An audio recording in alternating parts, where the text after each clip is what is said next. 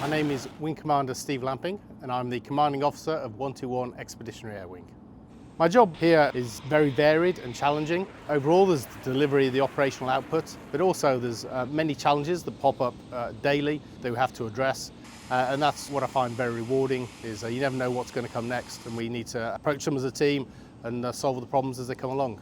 Our relationship with the Romanians, both here and wider, has been excellent. The Romanians have been very welcoming, been very keen to help. I think we both get why we're here, the enhanced air policing. We're not here doing it instead of them, we're doing it with them, and we're here to learn from each other. And both sides have been very receptive and very keen to work together, and it's been very successful.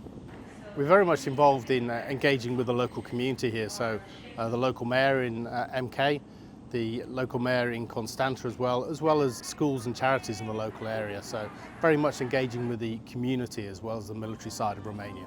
I hope as a result of our time here that we can deliver the mission as we've been tasked to, and also build on what's been done previously, working particularly with the Romanians and with the Germans during their detachment, and gain new experiences.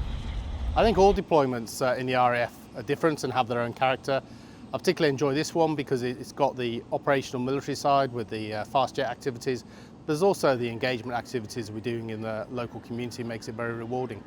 I think the best bit was when we first delivered the enhanced air policing. The first few weeks were very busy getting set up here, lots of problems to overcome, and actually doing that first week of operational activity was very rewarding.